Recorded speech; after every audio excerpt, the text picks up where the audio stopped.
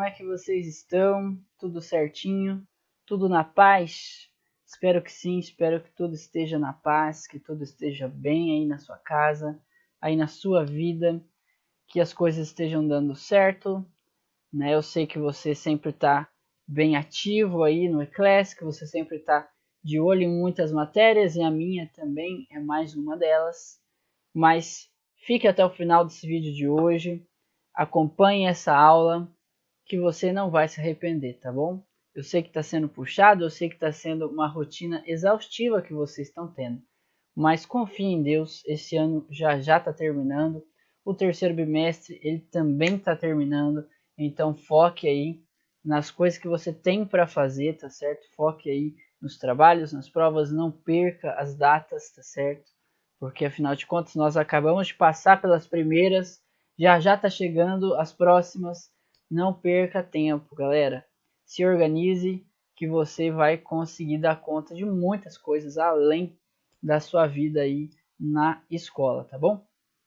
Queria aqui também deixar uma oração, né, para nós antes da gente iniciar essa aula, porque senão de nada faz sentido, né? A gente está entrando na presença de Deus sem estarmos falando com Ele. Santo Deus, amado Pai, estamos aqui, meu Deus, mais uma aula, mais um momento em que a gente vai estar juntos aqui, falando sobre coisas relevantes, falando, Pai, sobre coisas espirituais. E para tudo isso, meu Deus, a gente te pede a tua orientação, que o Senhor esteja conosco, que o Senhor esteja também nessa aula aqui agora, para que a gente aprenda algumas coisas novas, para que a gente reforce conhecimentos também que já sabemos e podemos, Pai, também, através dessa aula, acabar também fazendo melhor as coisas, Pai, que a gente possa fazer melhor as coisas na nossa vida espiritual, fazer melhor as coisas na nossa vida com o nosso próximo e fazendo as coisas de uma maneira melhor também para o Senhor. É o que eu te peço, em nome de Jesus. Amém.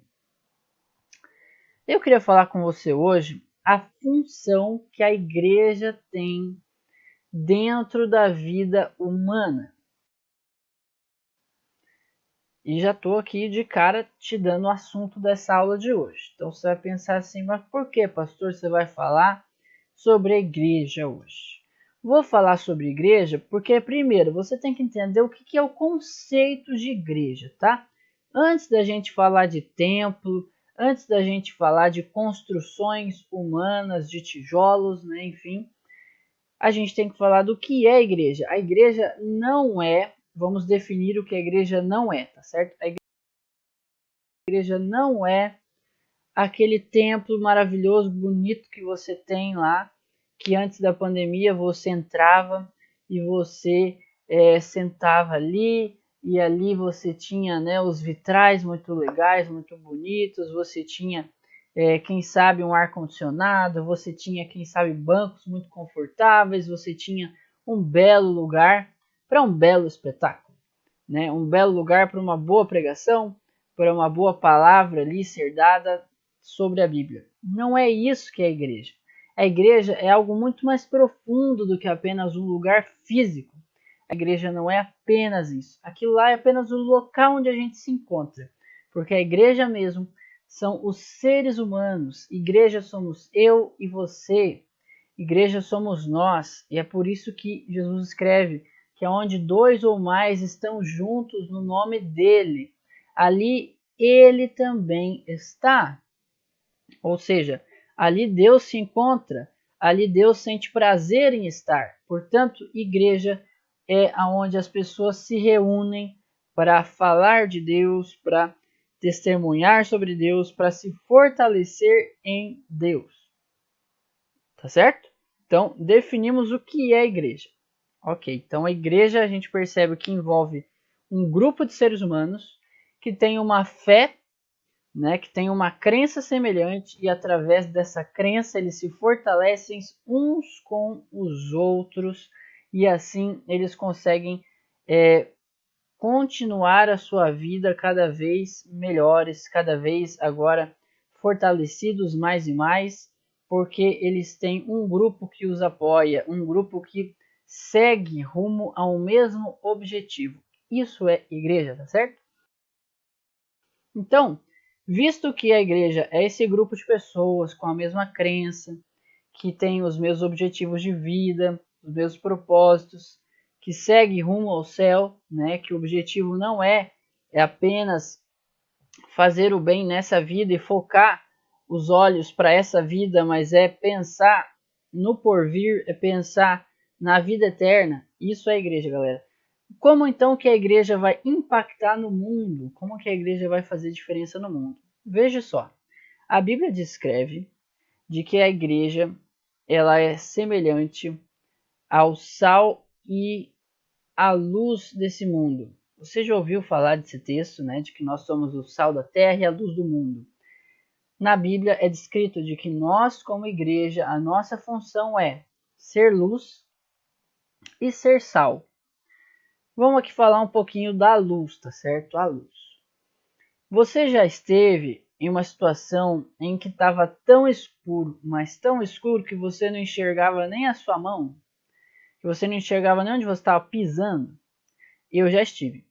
Teve certa vez que eu estava juntamente a outro grupo de pessoas, alguns anos atrás. Nós estávamos acampando e a gente entrou no meio da madrugada dentro da floresta. A gente tinha uma trilha para percorrer, cuja qual já tinha sido pré-determinada algumas horas antes, né, durante o dia. Ali os líderes do acampamento foram lá, verificaram toda aquela trilha que a gente ia percorrer, né, se ela era segura. E aí de noite, então, aproximadamente umas 2 horas da manhã, a gente estava dentro da trilha, no meio da floresta, não se enxergava nada. Meu, era muito escuro, muito escuro. E tanto é que a proteção que eu tinha, a proteção que os outros também tinham, é que a gente seguia o parceiro da frente. Pois é, então você sempre estava ali em contato com a pessoa que estava na sua frente. A pessoa que estava na sua frente, ela te guiava assim como você guiava a que estava atrás de você. E o interessante é que chegou o momento da nossa trilha em que a gente entrou dentro do rio. E dentro do rio, chegou o momento em que eu perdi a pessoa da minha frente, por alguns minutos, tipo 1, 2 minutos. Mas foi o suficiente para eu ficar desesperado, porque eu tinha uma galera atrás de mim, eu tinha muitas pessoas atrás de mim, que eu liderava, e eu não sabia para onde ir. Eu só sei que eu estava dentro do rio, e aí às vezes eu esbarrava na margem do rio, falava, opa, para eu virar para a direita. Eu virava e eu continuava andando, só que eu estava ouvindo, né? Ouvindo o som do pessoal que estava na minha frente, mas não enxergava nada, e foi horrível. Foi horrível, eu nunca senti uma sensação tão frustrante quanto não conseguir enxergar. Assim é, galera, esse mundo que a gente vive. As pessoas estão sempre tão afastadas de Deus, tão afastadas às vezes dos propósitos que Deus tem para elas, que é como se elas estivessem cegas. Elas não enxergam o caminho, elas estão andando reto, mas elas na verdade não sabem para onde que aquele caminho vai dar. Se elas virarem para a esquerda, para a direita, elas não sabem qual que é o final daquele caminho. Por quê? Porque estão longe de Deus. Não sabem para onde estão indo para onde a vida levar. E a nossa função é ser luz, uma luz que ilumine essas pessoas a tal ponto em que elas comecem a enxergar a condição delas mesmas, que elas comecem a enxergar o caminho e falar, opa, peraí, então quer dizer que eu estava andando aqui sem saber para onde estava indo e estava indo para um caminho ruim, para um caminho que Deus não deseja, para um caminho que vai me fazer mal. Pera, agora que eu estou enxergando melhor, eu consigo ver de que eu estava andando por um caminho errado. Eu preciso andar pelo caminho certo. E quem faz isso na vida das pessoas é você e eu. E aí você se questiona, né? Mas por que Deus pediu para mim, para você ser luz para esse mundo? Por misericórdia. Porque Deus podia muito bem fazer com que anjos aparecessem, na verdade, e pregasse para todos os seres humanos da Terra, não é? Ele poderia fazer um ato sobrenatural, né, e aparecer para as pessoas dessa Terra, mas ele pede para mim e para você ser luz, para a gente fazer diferença na vida dos outros, porque ele sabe que quando a gente cuida do outro, automaticamente a gente está cuidando de nós mesmos. Ou seja, quando você se preocupa com a salvação do teu irmão, você automaticamente começa a verificar como é que está a sua salvação.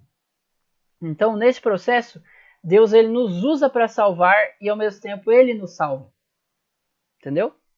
Agora vamos para o sal, O sal, gente, ele tem uma função. Só que o sal, ele se torna sal, certo? Ele é colocado dentro do saleiro, ali existem, né, vários grãozinhos de sal e cada um desses grãozinhos são importantes quando você joga isso na comida, certo? Inclusive, quando você joga muitos grãozinhos, né, muito sal, você joga até a mais, você salga a comida. Quando você joga de menos, você percebe que você precisa jogar na quantidade certa. Mas fato é que o sal precisa sair do saleiro. Isso nos mostra o quê? Nós cristãos somos sal. E cristãos juntos com outros cristãos são apenas sal dentro do saleiro.